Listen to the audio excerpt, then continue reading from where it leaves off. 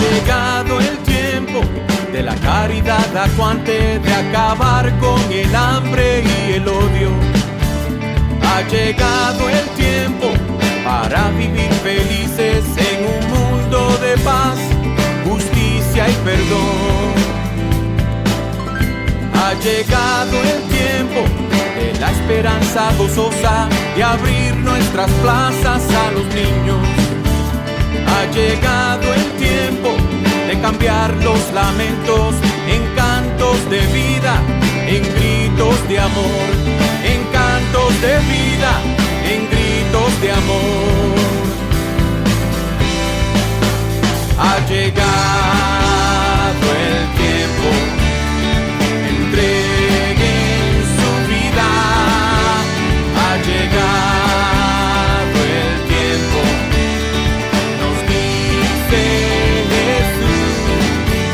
Ha llegado el tiempo, aquí y ahora.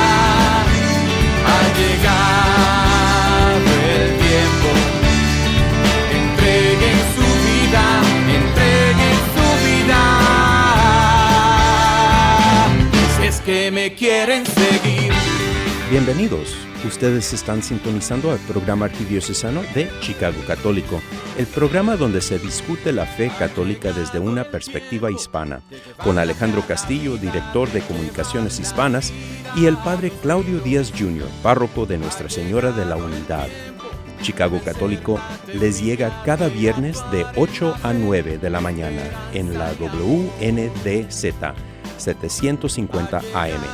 Y ahora vamos a acompañar a nuestros presentadores, el padre Claudio Díaz Jr. y Alejandro Castillo. Buenos días, amigos, y buenos días, padre Claudio. ¿Cómo estamos hoy? Buenos días, Alejandro, y buenos días, Chicago. Aquí tu programa Chicago Católico, llegando a tu casa, a tu vida y a tu corazón. Y padre, ¿qué hay de nuevo? Pues mira, continuamos con todo este proceso de llevar el luto de nuestro querido Papa Francisco, nuestro querido pontífice que hace más de una semana nos dejó. Falleció en esa mañana del primer lunes de la primera semana de Pascua.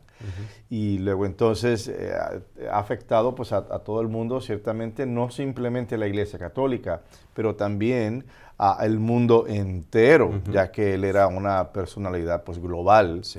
Y tenía inversiones en diferentes aspectos como desde el clima, la tierra, nociones de justicia en ciertos problemas de guerra, de control, de invasión. O sea, él tenía su mano y su dedo en varias cosas a nivel del mundo. Y pues ha sido una pérdida muy grande para nosotros, una tristeza muy profunda. Nos reconciliamos y conciliamos con el hecho de que lo volveremos a ver en la gloria de nuestro Padre Dios.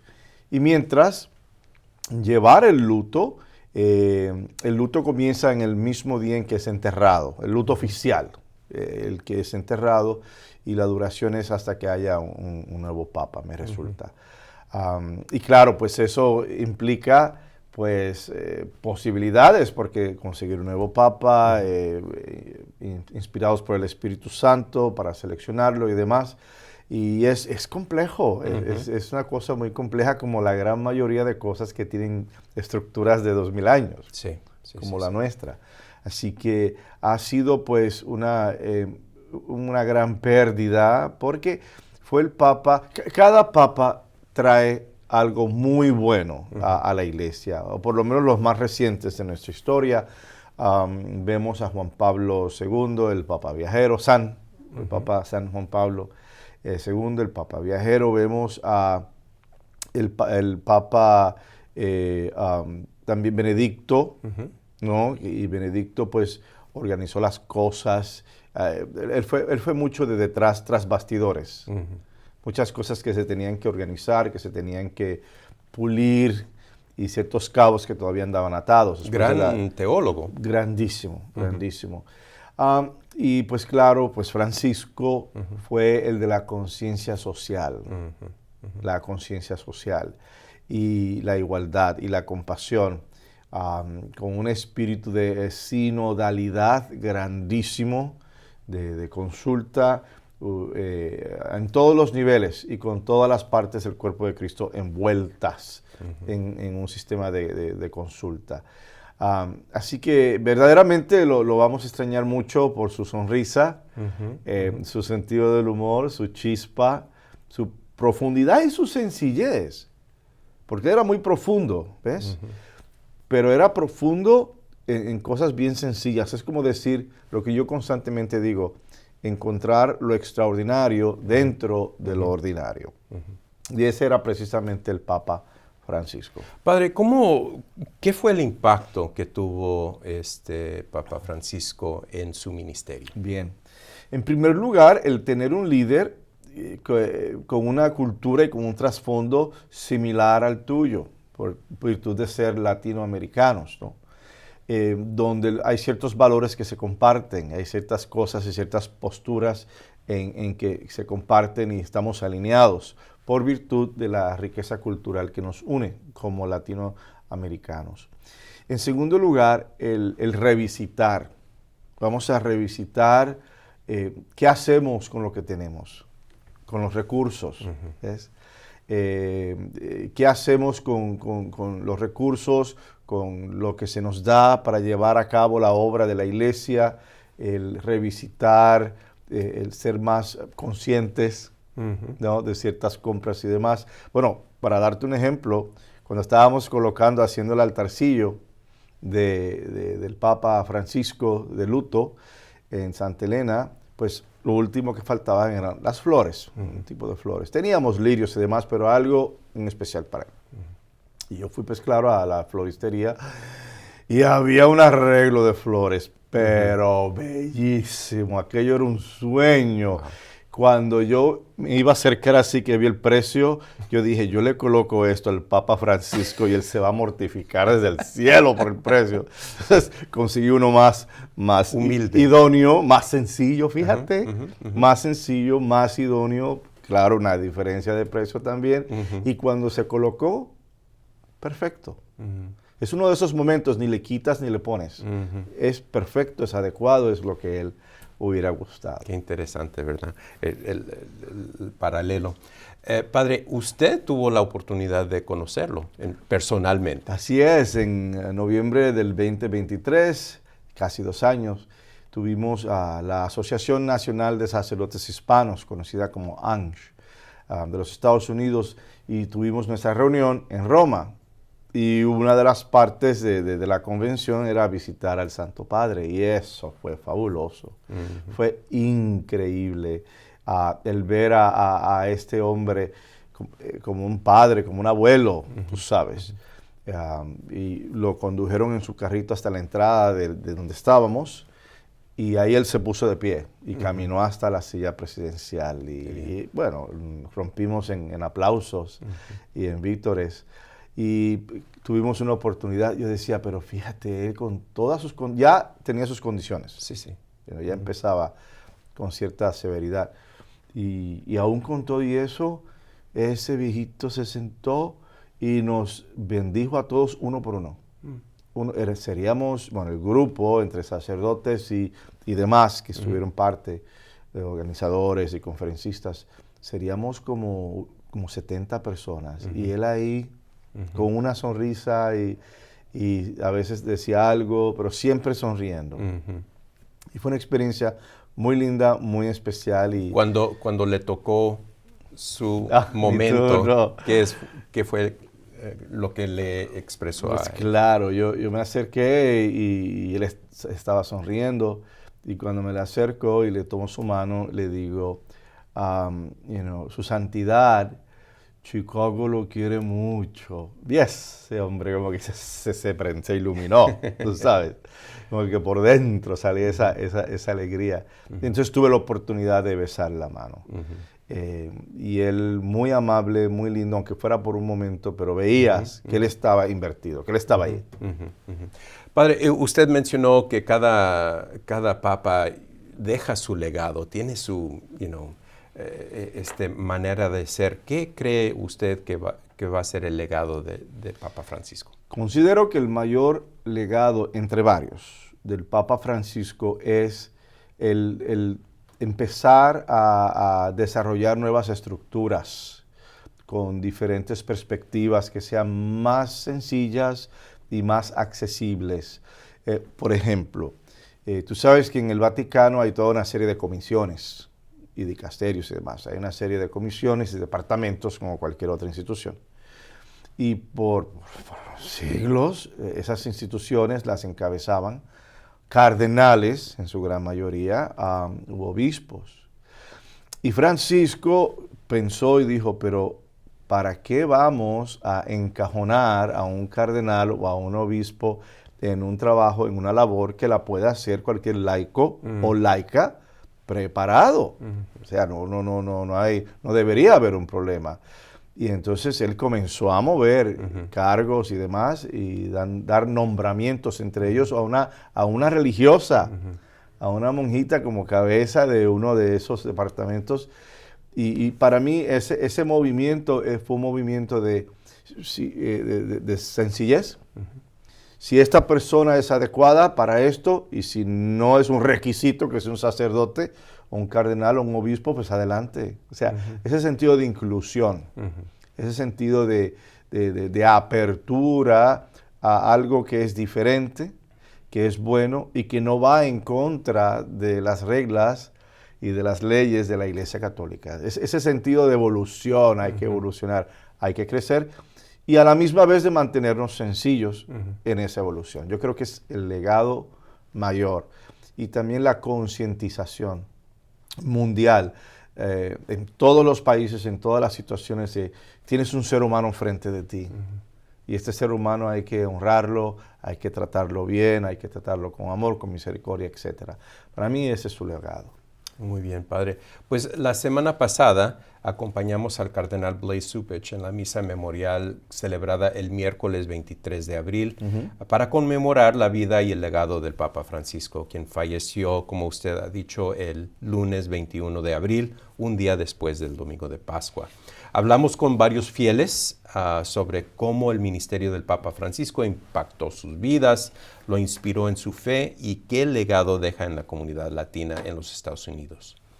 Espero que lo disfruten.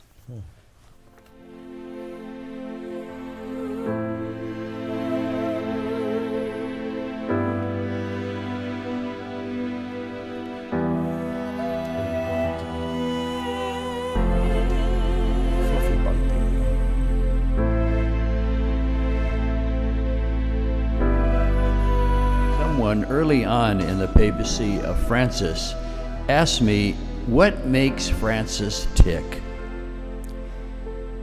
I said, as I believe even more now today, the answer is simple.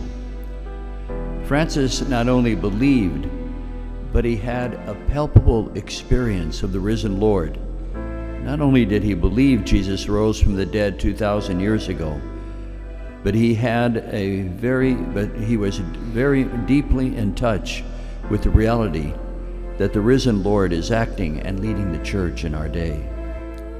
And so he saw his task as a successor of Peter to be attuned to the Lord and to manifest his presence in the world today.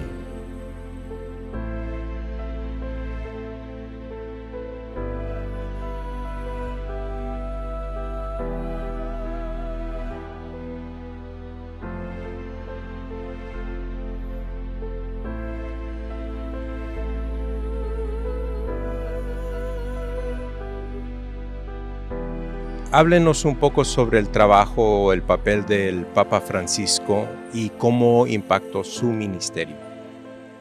El Papa Francisco fue un líder especial que tiene especial cariño por los pobres, que dirigió la iglesia con mucho amor y ama la pobreza y es un líder incomparable. Pope Francis was a wonderful example to all of us about living a life of service, a sense of being beloved children of God. And so each day when I would wake up and I would try to serve the needs of God's people, Pope Francis would serve as a wonderful example of what that would look like. Inmediatamente, Él nos mostró su cariño para las parroquias, nos mostró cariño por el trabajo de los párrocos y nosotros hablando de la necesidad de sanar las almas de las personas, los feligreses, los que viven en la comunidad. Él nos ayudaba mucho en eso. Habló de la iglesia como un hospital en los campos. El Papa nos enseñó de la humildad, lo que es estar cerca del más necesitado, y es donde estaría Jesús, básicamente. Así es y Él nos dio ese gran ejemplo. El Papa Francisco es él como arquitecto del documento Aparecida. Él es el fundador de la Pastoral Migratoria, que es un ministerio de servicio, justicia, acompañamiento. Empezamos a trabajar con él realmente desde el 2008. Antes que se haga papa. O sea, él es el fundador, básicamente. Y el impacto, existimos por él. Él ayudó a cómo entender la realidad de la comunidad inmigrante, poniendo en el contexto de la comunidad inmigrante acá en los Estados Unidos y poder entregarnos a Dios y a la comunidad a través del servicio de acompañamiento y justicia. Y es un regalo de Dios. Y no podría yo estar acá presente sin agradecer por su vida.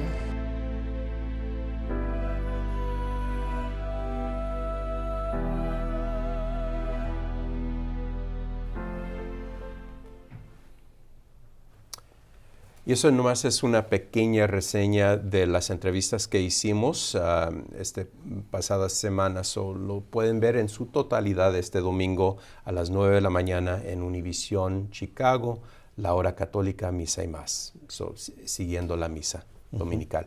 Y Padre, tenemos una gráfica que queremos compartir con nuestra audiencia, porque empieza, ¿verdad?, la conversación de sede vacante. Entonces, ¿cuántos cardenales hay en el mundo? ¿Cuántos pueden votar? Y todo lo demás. Y es interesante esta tradición que tenemos. A ver, si podemos, ¿cuántos cardenales hay en el mundo? Mira, algunos de los datos que tenemos concerniente al Colegio de Cardenales. Hay 252, ese es el número total del Colegio de Cardenales, o sea, los que pueden votar, ¿verdad? O unidos. Estamos hablando de 72 países representados. Los Estados Unidos tenemos 10 cardenales que pueden votar. Italia tiene 16 y hay 55 países con un cardenal electo. El total número de cardenales que pueden votar es 135. Eso tiene que ver con la cuestión de la edad, en parte. Tienes que tener cierta edad para eso. Y el total de los que no pueden votar es de 117. Así que aún así tienes un buen número para definir. Lo interesante de esto es que tenemos 95 países que están representados en ese colegio de cardenales. Y es interesante puesto que son muchos, es un buen número, pero es un buen número diverso. Yo diría que es hasta el presente el más diverso de cardenales de diferentes orígenes, diferentes países, diferentes tradiciones culturales. Y para mí eso es bueno. Eso es bueno, primero porque fueron nombrados por el Papa Francisco. Muchos de ellos, los nuevos obviamente, fueron nombrados por el Papa Francisco, lo cual implica que van a tener ciertos caracteres. No es que sean clones del Papa, pero van a haber ciertos valores que le llamó la atención al Papa para darles pues el sombrero cardenalicio. Entonces, al tener esa variedad, en cierta manera pues te garantizas de que no haya una agenda particular. O sea, que no haya, y si las hay, yo no las conozco, pero de que se evita mucho el que haya, digamos, una agenda de que el próximo papa tiene que ser europeo. Entonces ahí se ponen de acuerdo, se ponen a hablar, qué sé yo. O el próximo papa tiene que ser del continente africano, o del Medio Oriente, o esto, o lo otro, o de los Estados Unidos. O sea, no, el tener mucha diversidad implica, pues, posibilidades le da espacio al Espíritu Santo, pues, que se manifieste, que hable a través de sus conciencias y a través de sus votos. Y es interesante, Padre, porque me parece que la vez pasada que cuando se eligieron al Papa Francisco, tuvimos esta conversación y una de las cosas que pues me prendió el foquito es que las prioridades de, por ejemplo, los Estados Unidos, las prioridades pastorales de los Estados Unidos no son los mismos que en el continente de África. Eso es correcto. O de otras partes en Asia. Hay diferentes prioridades y motivaciones para poder, contestar esas inquietudes. Eso es correcto. Por ejemplo, tienes países en el mundo donde está presente la iglesia, donde la acción pastoral es, pero más que necesaria, y acción pastoral de lo básico, de tener personas, una gran necesidad de personas que si tú no los alimentas, no comen, se mueren de hambre. No hay recursos. Entonces, para ese país, la pastoral y la justicia social va a tener una gran precedencia.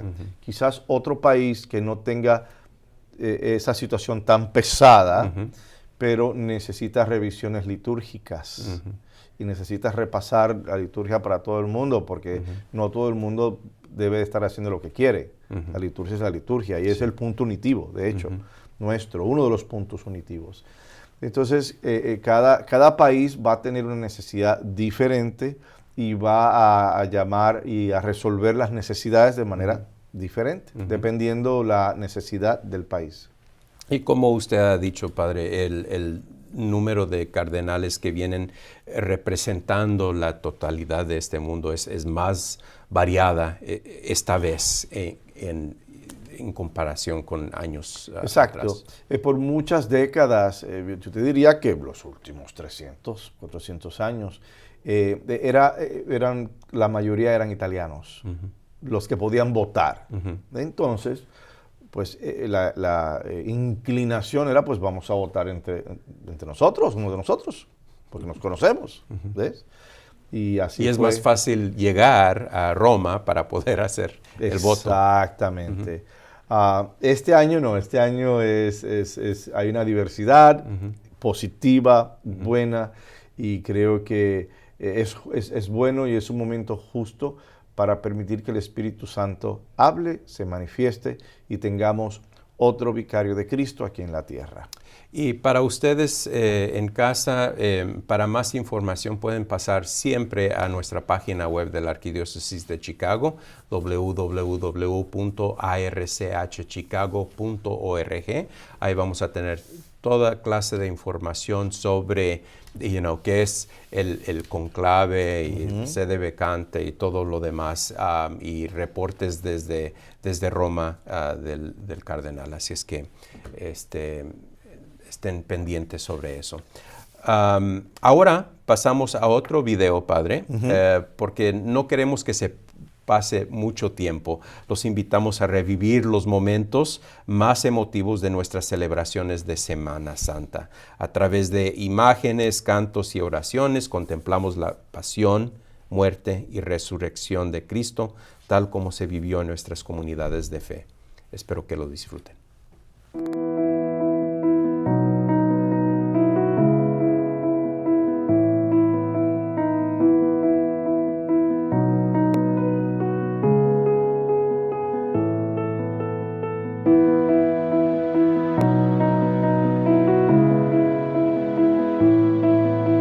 El evento de hoy es la caminata de oración de Domingo de Ramos. Este es un día donde no solamente la Iglesia Católica, sino también otras iglesias cristianas nos juntamos alrededor de nuestra creencia común en la resurrección de Jesús, para dar testimonio de que siempre hay esperanza, para acompañar a los que están en la cárcel aquí en el Condado Cook. para decirles que no están solos y acordarnos de que los eventos de la Semana Santa no solamente son una parte de la historia, sino también nos dan un mensaje muy importante sobre el día de hoy y cómo podemos seguir en los pasos de Jesús y acompañarlo en su pasión actualmente en nuestra sociedad.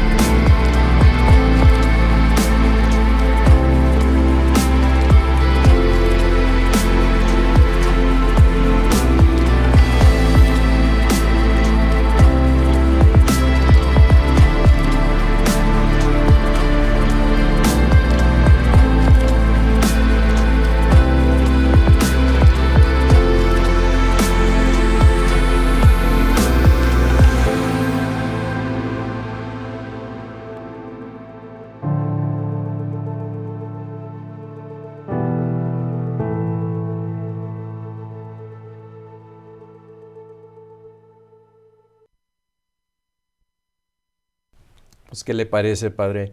Les queremos agradecer a Colby House Ministries porque ellos cada año organizan esta caminata de paz, Domingo de Ramos, y también las tres parroquias que nos acompañaron durante el Vía Crucis, que es San Jerónimo, el barrio de las Empacadoras y, ¿cómo se dice? La Villita. La Villita. Uh-huh. Son momentos extraordinarios durante el año litúrgico, uh-huh, y queremos compartir esas escenas. Y de nuevo, no se lo pierden en la próxima edición.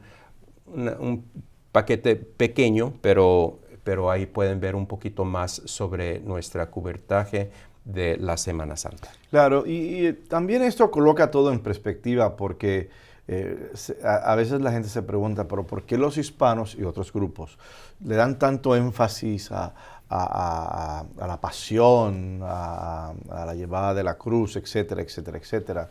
En primer lugar, pues hay toda una antropología de sufrimiento, ¿verdad? Uh-huh. Que hay que reconocer. Y en segundo lugar, es el entender un nivel más profundo la resurrección. Uh-huh. Porque un Viernes Santo sin un Domingo de Pascua no hace sentido. Uh-huh.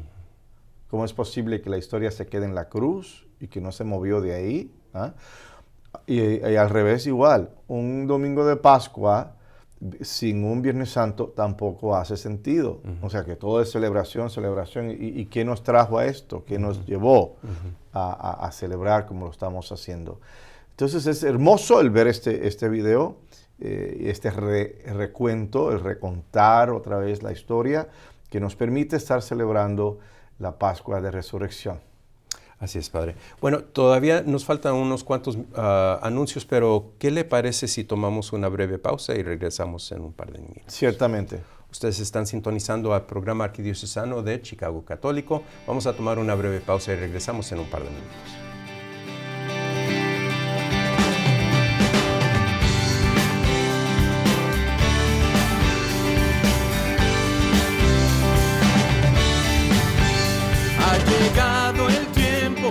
La caridad acuante de acabar con el hambre y el odio. Ha llegado el tiempo para vivir felices en un mundo de paz, justicia y perdón. Ha llegado el tiempo de la esperanza gozosa de abrir nuestras plazas a los niños. Ha llegado el tiempo de cambiar los lamentos en cantos de vida, en gritos de amor, en cantos de vida, en gritos de amor. Ha llegado el tiempo, entreguen su vida. Ha llegado el tiempo, nos dice ha llegado el tiempo, aquí y ahora. Ha llegado el tiempo, entreguen su vida, entreguen su vida. El Ministerio de Cementerio es un ministerio central de nuestra fe católica unido a las obras de misericordia corporales. Es reconfortante saber que nuestros cementerios católicos están cuidando los restos de nuestros seres queridos que esperan la resurrección. Hay 45 cementerios católicos en la Arquidiócesis de Chicago dispuestos a ayudarlo en el momento de la pérdida. Llame al 708-449-6100 o visite catholiccemeterieschicago.org para asistencia. Cementerios Católicos, sirviendo a la comunidad católica desde 1837.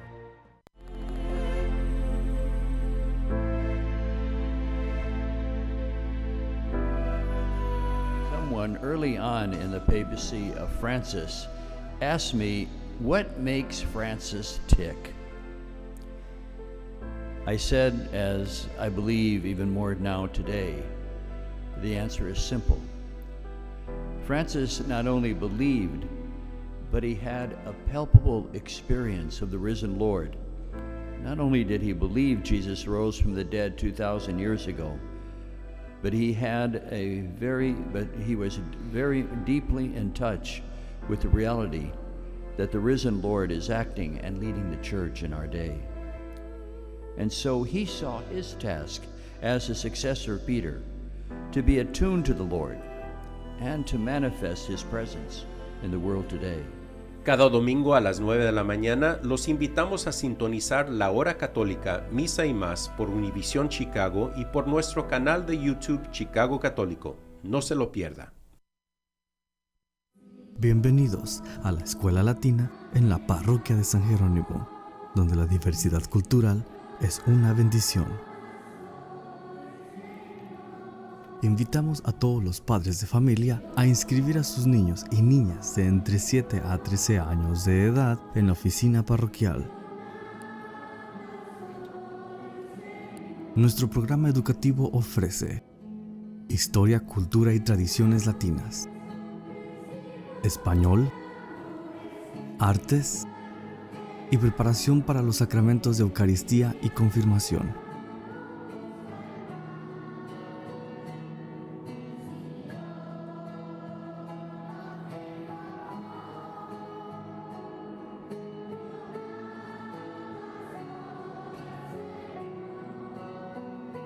Escuela Latina, de Historia, Cultura y Religión.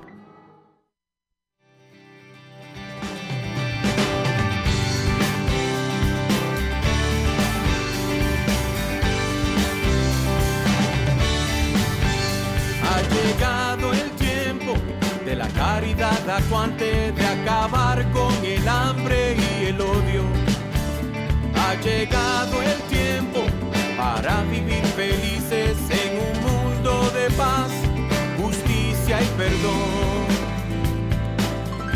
Ha llegado el tiempo de la esperanza gozosa, de abrir nuestras plazas a los niños.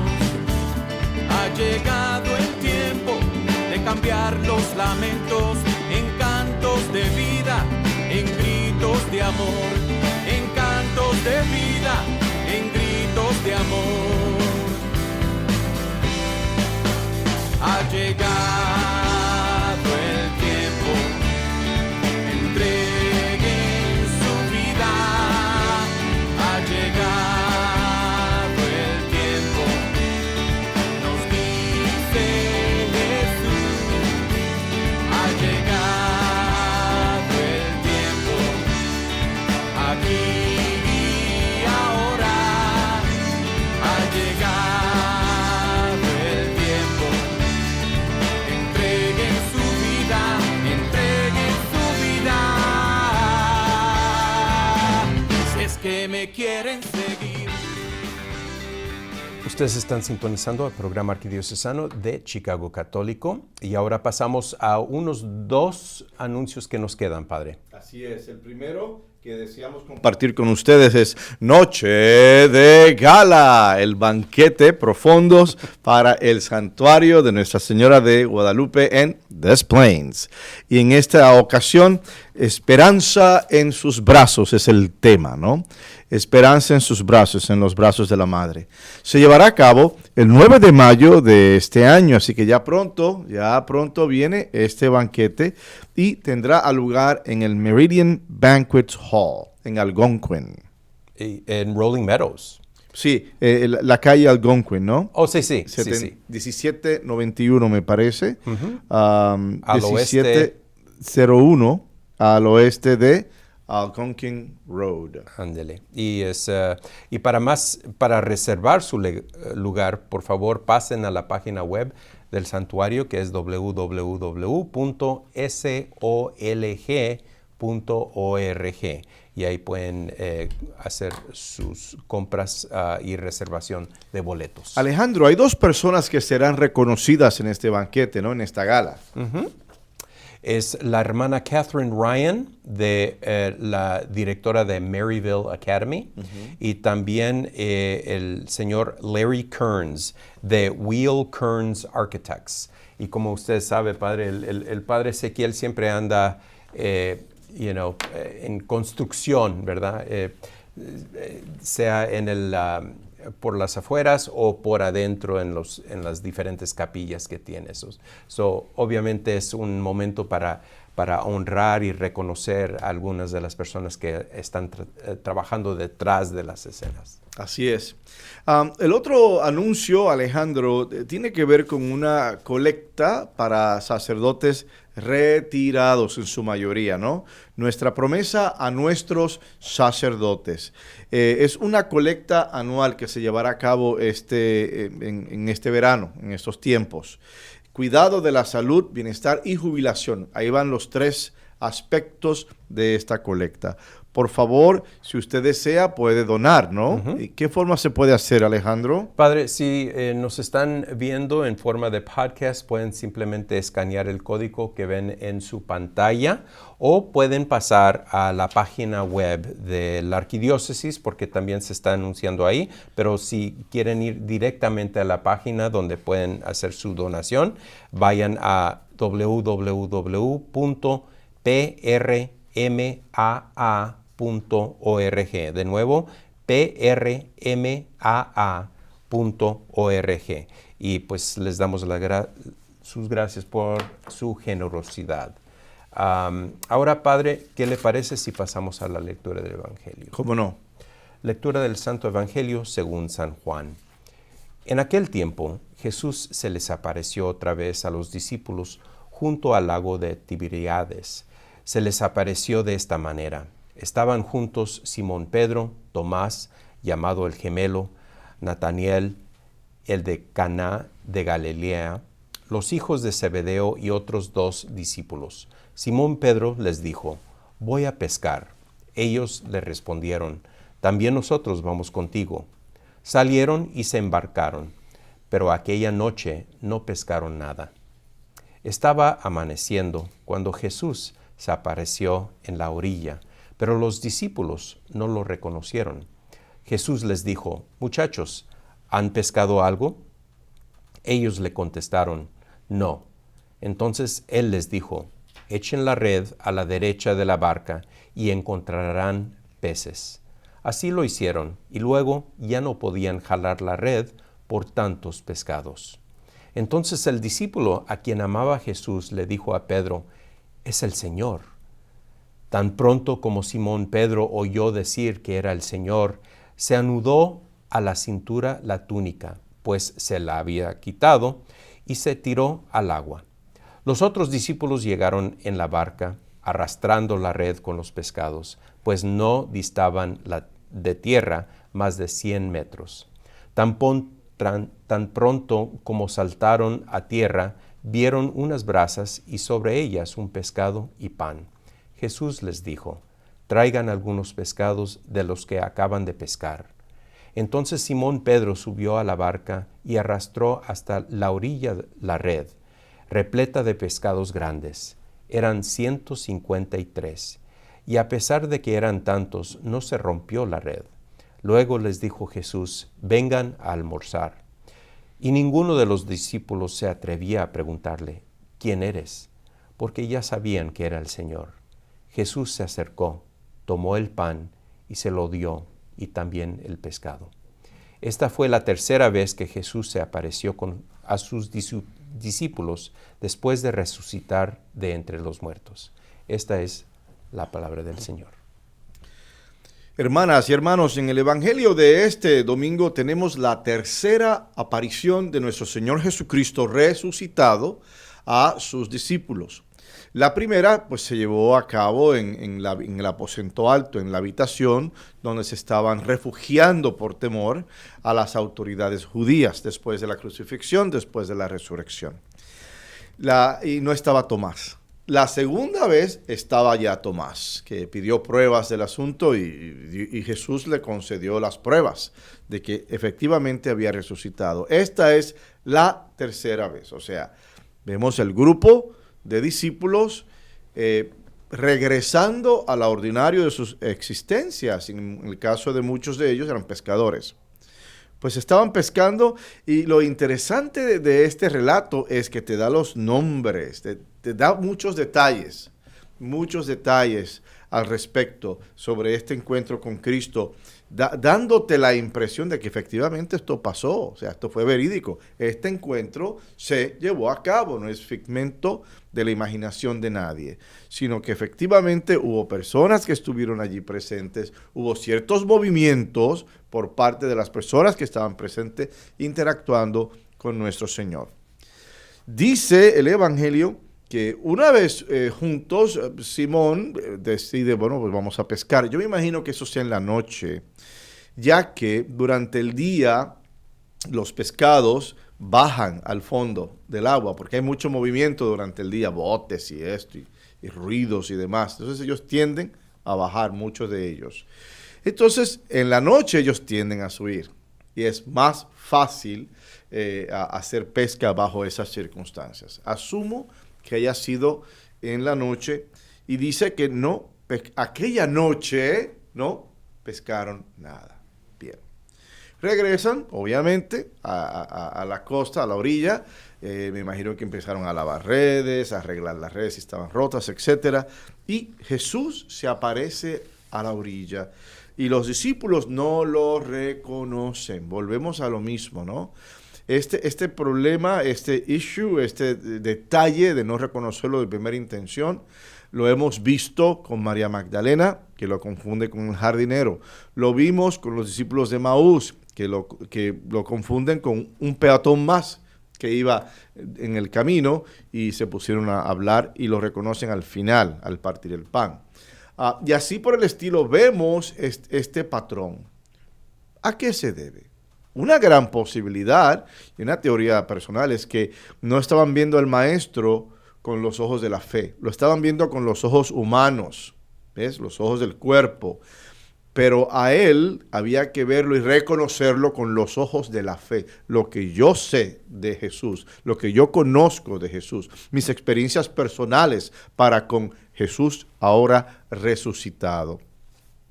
Y entonces Cristo, pues Jesús, se acerca con una casualidad tan sencillo, tan descomplicado, y les preguntan que si han pescado algo, ellos les responden que no. Y Jesús da instrucciones. Le dicen, echen la red a la derecha de la barca y encontrarán peces. Yo me imagino que hubo uno que otro que pensaría, yo he estado pescando toda mi vida, por más de 20, 30, 40 años. Y no se pescó nada esta noche. Y este caballero, este hombre, me está diciendo a mí que regrese y que la eche por la derecha. Las redes. Dicho sea de paso, hay un juego ahí de palabras también que se puede utilizar a manera de interpretación. Porque la derecha, diestra, ¿verdad? Derecha, lo bueno, lo derecho. La izquierda es la siniestra, ¿ok? Por la siniestra, algo siniestro, algo no claro. Entonces, ¿qué está diciéndole Cristo? Imagínate que Cristo quizás no estaba hablando necesariamente de los pescados y de la pesca. Quizás Cristo lo que le quería decir, ¿qué están haciendo aquí? Se supone que ustedes estén pescando hombres, no pescados. Ya los hice pescadores, ¿qué me cuentan? Me imagino, yo en la imaginación católica, que eso fue lo que funcionó.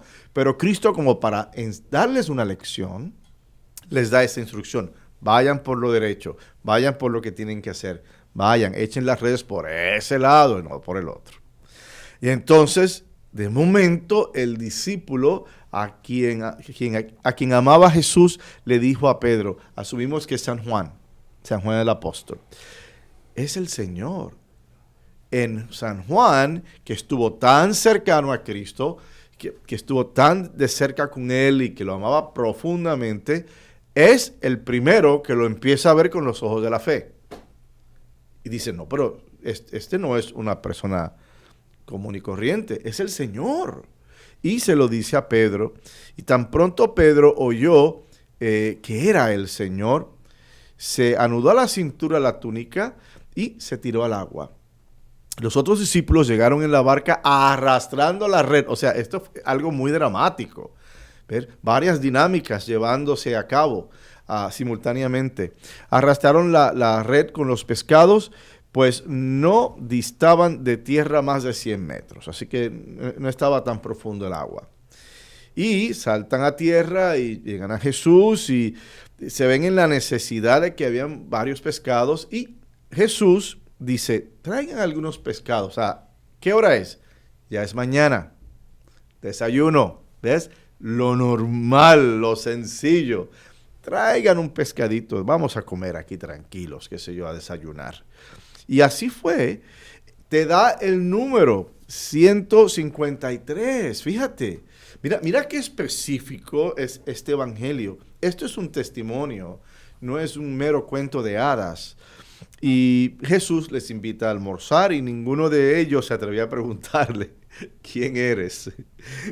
Aunque ya sabían que era el Señor. Como quien dice, bueno, lo que es evidente, pues no se pregunta. O sea, así que es el Señor. En otras palabras, este intercambio y este diálogo les permite a ellos ver a Cristo con los ojos de la fe y no con los ojos del cuerpo. Y entonces Jesús se acercó, tomó el pan y se lo dio y también el pescado. Aunque no podemos hablar, ¿verdad?, de que esto era Eucaristía, que estaban recibiendo la Eucaristía, pero era un momento eucarístico. ¿Ves? Muy diferente. Cuando hablamos la Eucaristía, celebrar la Eucaristía, pan y vino, cuerpo y sangre. Pero este momento tan especial, cuando se les abrieron los ojos a todos, que ni necesidad tuvieron de preguntar si Él era el Señor, se da en un contexto, ¿verdad?, de un movimiento, de un momento eucarístico. ¿Y qué es Eucaristía? Es comer de un mismo pan, es tomar de una misma copa, es estar unidos al servicio de un Dios transparente y vivo. Imagino que después del evento de la crucifixión, que fue terrible para todo el mundo, ciertamente, pero para los seguidores aún más, los discípulos cayeron como en un estado profundo de incertidumbre, en un futuro sin claridad. ¿Ahora qué? Y claro, se les aparece en el aposento alto y se les aparece después con Tomás, pero aún así ellos, imagino yo, que no sentían que se les habían dado instrucciones. O sea, ¿dónde está el manual para seguir a Cristo? Y pues cada cual hizo lo que tenía que hacer. Los pescadores regresaron a sus asuntos, regresaron a su vida normal. Y a pesar de ciertas apariciones a algunos de los discípulos, todavía muchos de ellos estaban procesando el complejo evento de la muerte y resurrección de Jesús. Quizás no estaban seguros en su totalidad de lo que iba a ocurrir con el reino de Dios. Ese era el asunto. ¿Ahora qué? ¿Qué vamos a hacer ahora? Porque somos judíos. Hay toda una tradición judía aquí. Hay algo nuevo y algo diferente, ciertamente, con la resurrección de Cristo. Pero imagino que estaban en esa dicotomía, en esa incertidumbre. Así que una reacción predecible fue volver a lo cotidiano. Y es en lo cotidiano de una mañana en el mar de Tiberíades al amanecer, cuando las sombras ceden a la luz del día.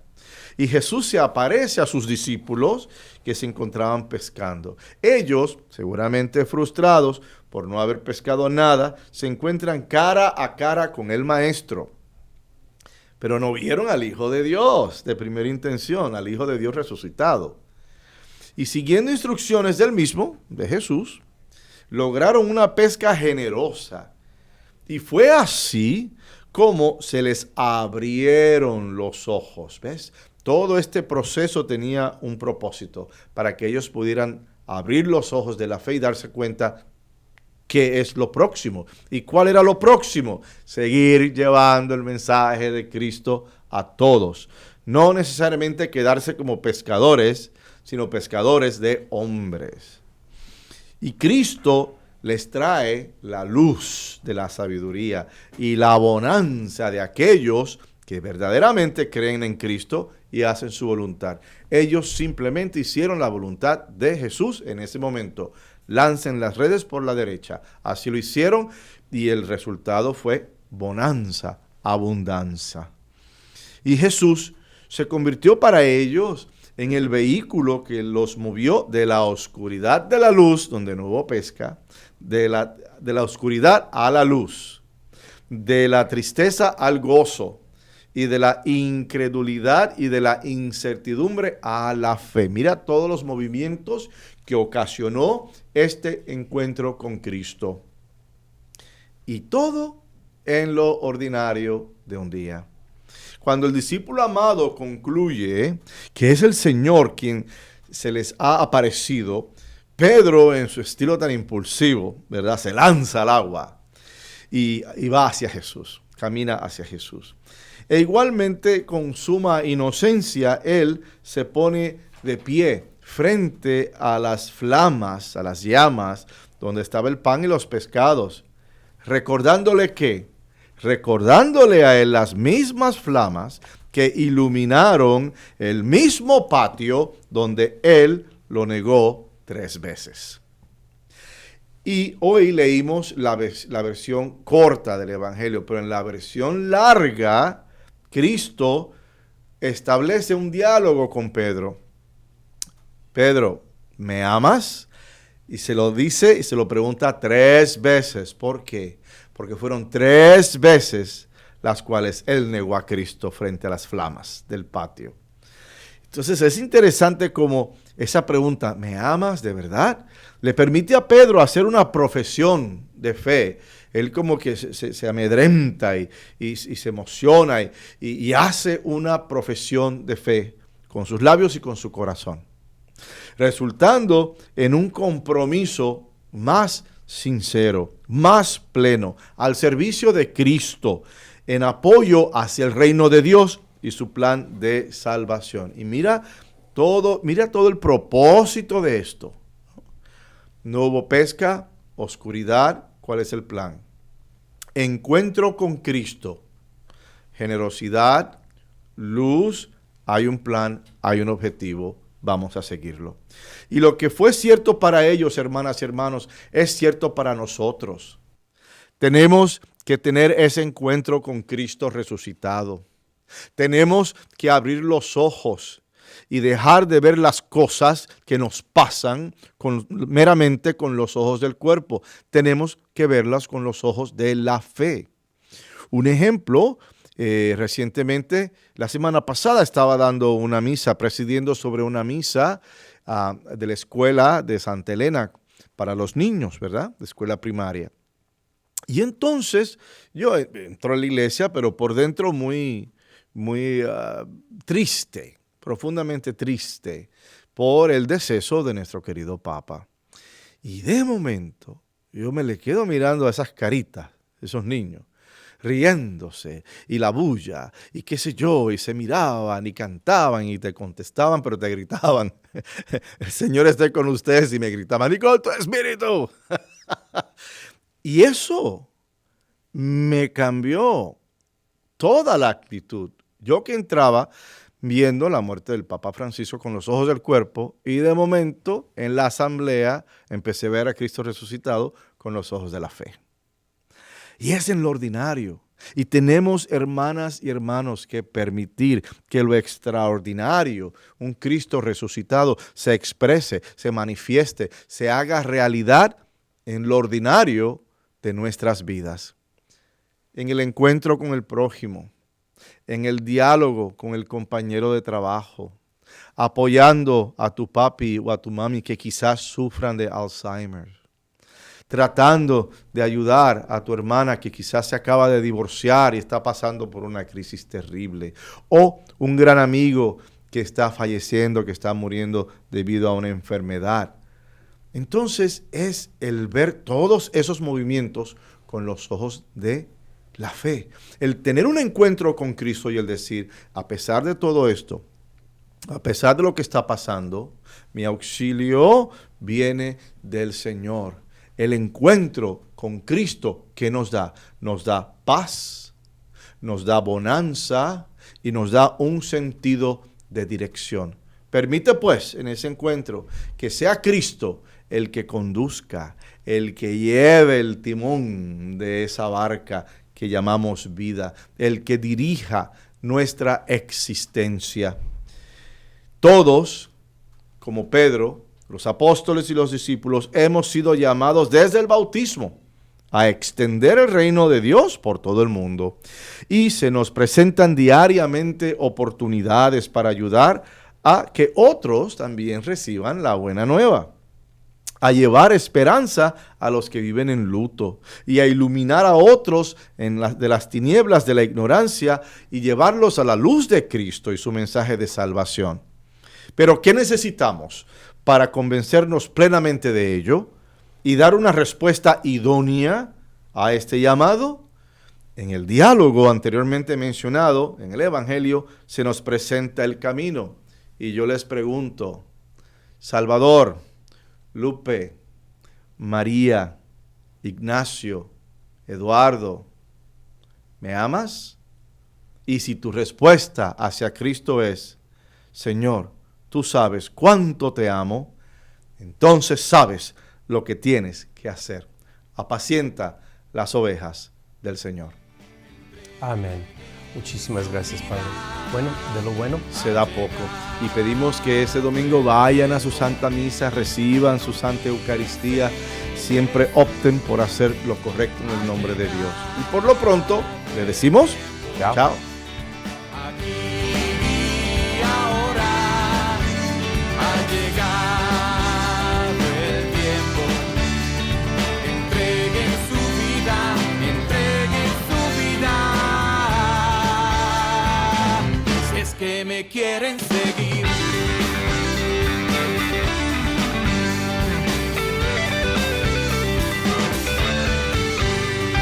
llegado el tiempo de llevar la fe a la vida, de llevarla.